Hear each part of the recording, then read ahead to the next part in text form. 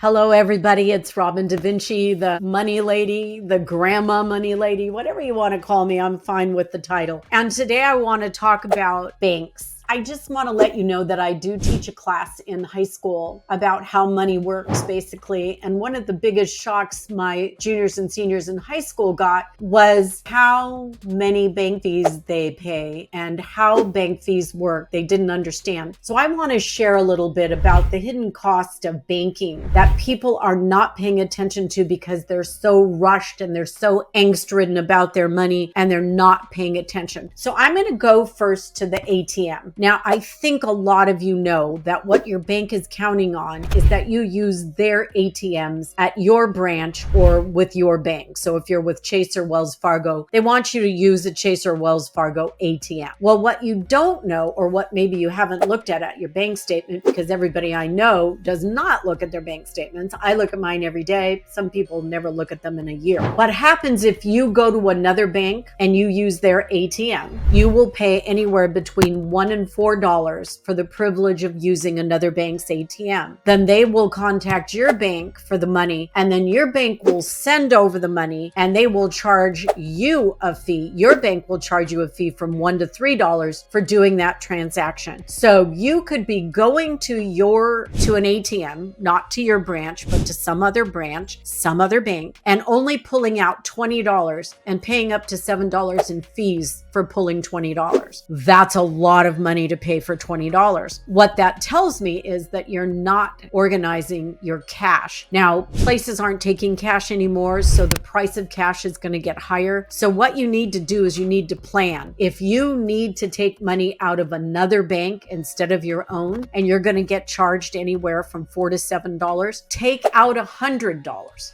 Make that fee worthwhile. Anything 40 or under, you're paying an exorbitant percentage to get that money out of the bank. Now, I understand that there are emergencies and I understand how that works, but you have to be smart about that. So remember, when using an ATM, use it wisely. Understand that you could possibly get a larger fee for using another bank, and then you're only taking out a small amount of money, and then it all doesn't work out money-wise. That's way too much. So the kids were stunned by that because they usually run around and only pull $20, or they use their Venmo. They don't understand that they're getting charged fees. Nothing is for free. You don't get your money for free. Now, if you go to your own branch, pull out your own money, and you've got no problem, then you're not going to be charged for that ATM. But just be careful with that. The next thing that is not understood is how NSF fees work. So NSF means you have non-sufficient funds in your account. When you have non-sufficient funds, it doesn't matter if you're only $1 short or you're $15 short or $100 short. You're going to get charged $45 to $60 for having NSF check or auto debit. Now imagine this, you're $8 short. You bounce the check, so you get the NSF fee of $45 to $50. And you get a late fee from the people you bounced the debit or check from. You get a late charge there too. You could be paying up to $75 because you miscalculated by 10. And that's what people aren't understanding. You're not getting charged because you missed by $1. You might as well miss by $10,000 because you're going to get charged the full NSF fee and full late fees, even if you only missed by a couple of dollars. So you have to keep checking your bank account. And I want to emphasize that a book balance is what you should know. The bank only knows what's gone through the bank. They don't know that you have 3 outstanding checks or that you need $200 tomorrow from your ATM. They don't know those things. So what they're doing is they're going by what happened at that moment. You're not going to get a notice that says, Annie, you have a $400 car payment coming out in 3 days. Don't take that ATM money. That doesn't happen. You don't have anybody covering for you. And then I come to my third one, overdraft. Overdraft is a loan. So if the bank put an overdraft on your checking account without your knowledge, they are encouraging you without your knowledge to not cover your money. Why? Because it's free free money to them if you blow the balance off. If you don't pay attention, it's no skin off their nose. They will put it in overdraft, charge you interest. They'll charge you a late fee or an NSF fee, and they'll put it in the overdraft. And overdraft is a very high percentage rate. So what you're doing is you're saying, okay, well, I know there's not enough in my bank account, but they'll cover it. Yeah, but they might charge you $100 to cover that mistake you made, and you're not paying attention. You don't understand that the overdraft is a loan, and they're going to charge you interest on the loan. And every time you need the overdraft, you're going to get an NSF fee as well. So what you're doing is you're just adding up fees and fees and fees. And last time I coached this, I found someone who actually had more than $400 a month in fees while they were not paying attention to their account. Now, Venmo charges fees, Apple Pay charges fees, PayPal charges fees. There are fees charged on every single transaction that you make. That's how they make their money. So don't go around thinking that you're doing anything,